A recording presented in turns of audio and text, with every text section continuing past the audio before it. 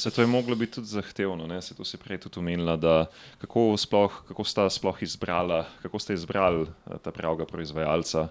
Ja, to je težko. Mislim, to v bistvu ful je na trgu firm, ki pravijo, da so manufacturing, ampak v resnici so manufacturing, ampak so manufacturing liaison, pomeni, da je pač to posrednik, ki v bistvu mu ti daš order in se ona namesto tebe pol dejansko fabriko zmeni stvari ampak narediti. tukaj si glih kar zgubil direktno komunikacijo, kar je zelo hitro. Plačuješ pač nekega liaisona, ki nič konkretnega ne bo pač naredil. middleman, ki ti samo denar Ja.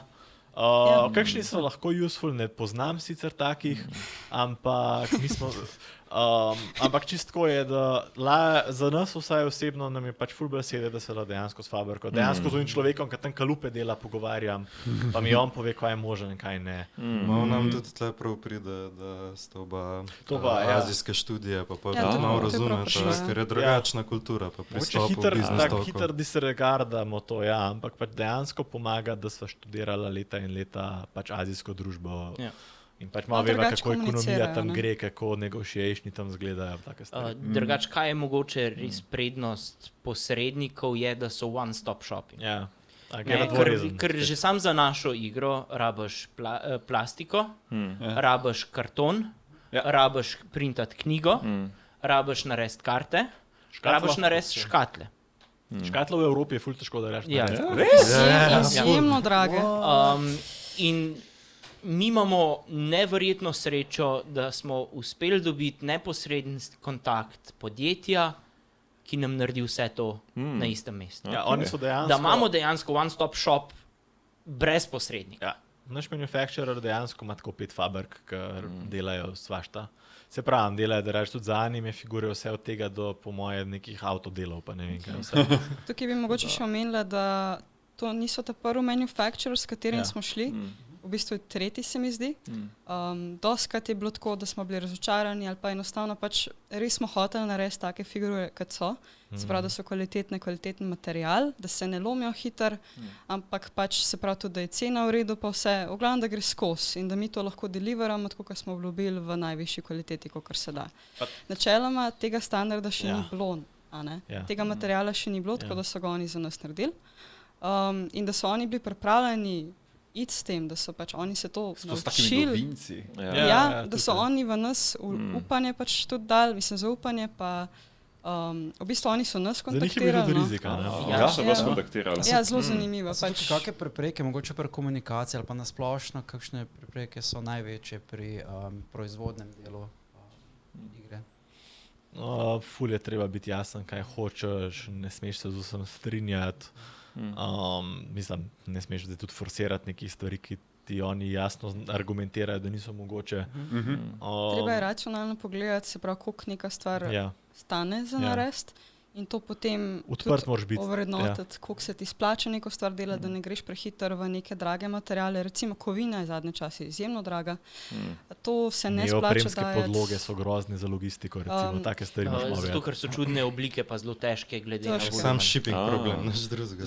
Sam shipping je problem pri neoprenu. Ampak tam se lahko ubiješ. Ker so pač cevke, ker pa se jih šipa zroljane, je cev, je čudne oblike za skladiščet. Skladiščet ne smeš v prostorih, kjer gre na 30 stopinj nikoli, ker se začnejo topiti. Problem za ladjo transport. Res so, ladijski transport rata problem, pa zadeva je pač zelo težka glede na volumen.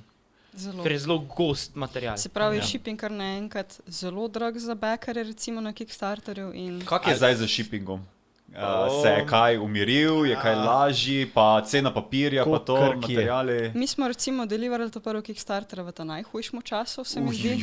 Logistično se nemški zakoni spreminjali in smo nekako prebrodili zadeve, tako da... Če ne bi dejansko on time v distribucijskem centru v Nemčiji 2 meseca zaradi nemške... Še malo več zaradi nemške carine. Ko je že bilo v Nemčiji, zaradi tega, ker so Nemci spremenili zakon. Zdaj smo recimo vse 4 dni spremenili. prednje naša stvar prišla v Nemčijo. Zdaj imamo v bistvu in logistika je bila porazna, nemška in vse, tako da zdaj vse ostale stvari od takrat naprej imamo direkt v Slovenijo, pa iz Slovenije naprej. Pa imamo te stvari zrihtane, ampak smo se spet mogli pač tam skoraj tep z ljudmi, zato da je to šlo skozi. Ampak pač, ko pride do te stvari, je vse, kar rabiš narediti, je odmisel to, koliko ti je to grozen, pa pač sam odgovarjati na stvari, dokumente pošiljati okoli in tako naprej. Ampak ja, no, ko pa pride do samih manufacturinga pa teh zadev, tudi tako je, da kad delaš z liaison, mislim tako, cene so načeloma, neke cene obstajajo, so splošne. A kaj pa dobiš ti za ta denar, je pa zdaj kvaliteta različna. In doskrat, kad delaš z liaisonom, boš plačal isto, dobil boš pa pač bolj slabo kvaliteto, kot če ti direkt s fabriko. Ki si on pobere. Ja, zdaj pa tudi odvisno, s kako fabriko delaš. Ene fabrike pač imajo malo manj etične pogoje, kot druge. Recimo, mi smo tudi to bili malo pozorni, pač ti naši pač manufacturerji, pač točno vem, za katero stvar kaj plačajo in tako naprej. In tudi imajo labor coste in tako naprej, ki so primerni. Zdaj, kakšne fabrike nimajo. In pač načeloma je skoraj tako malo tak rule of thumb, več kot nek Kickstarter ponuja nekih posebnih servisov in tako naprej, ki nimajo res visoke cene, ki jih dobiš tam za okoli 100 evrov, veš, da pač je bilo kle noter malo tako. Tako da to je malo tak, dark side, I guess, tega, ampak pač to se da pač preveriti in tako naprej. Tudi dober manufacturer ti bo pač dovolil oziroma bo poskrbel, da ga ti dejansko lahko greš pogledat.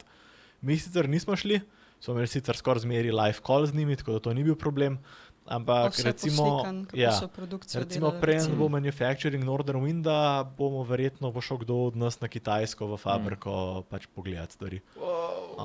Tako da pač to, da ti dejansko to omogoča manufacturer, je plus sign. Če ti ne, lahko da ni manufacturer on. Ali pa da imajo pogoje, s katerimi se ne bi strinjal, če bi vedel za njih. Tako da pač kar je par hakalcev, pa imaš pa pač logistiko. V bistvu logistika je pa tako, zmeri pravim, da so 3 točke pač uspešnega projekta. Eno je pač sama produkcija, to je to, kar mi delamo, da pač vizualno pripravimo vse in tako naprej. To je tudi težko, kle moraš sodelovati z manufacturerjem, če hočeš, da bo dober. Tako da ti pač on pove dimenzije, cool, to pride, to se da printati, to se da skalptati, whatever. Naprej imaš v bistvu pač Kickstarter kampanjo, pa marketing, pa te stvari, to je spet ena točka, ki ti pač ne sme faliti, če hočeš zvoziti zadevo. Tretja pa logistika, ki je pa lih toliko pomembna kao une dve in pač tam se tudi lahko stvari zapletejo. In logistika, ja, mislim, cene so all over the place. Mislim, med korono je bilo pač ekstrem, pa se je malo umiril, ampak se je še kako zgleda kapitalizem, pač cena gre gor, ne bo šla full dol, ne? Se prej sam navadiš na novo realnost, kot da bi se pač kaj spremenili. Tako da Kle moraš pač malo poskrbeti, s kom delaš. Mi recimo delamo z eno slovensko firmo in te stvari pač full v redu zrihtajo. So pač prijatelji, se poznamo z njimi in vse in pač je reasonable, ne? Pa domača firma, pomeni, da se lahko actually zmeniš z njimi in vejo, kaj ti rabiš, tako naprej. Delaš z neko firmo, recimo teh velikih Kickstarter projektov so dosti pogost pač creator, ki ima outsourcanih en kup stvari, vključno z logistiko, ne? In oni dostikrat za logistiko delajo z neko veliko firmo, dobuje veliko cache na Kickstarterju, se pravi, ga ne boli vsak cent in pač v neke velike firme bojo pa cene nabile take, da kar res ne bo. Ne bojo pa nič bolj kvalitetno poskrbeli za to, da se bo to deliveralo. S tem, da tudi polje v komunikaciji lahko problem na koncu.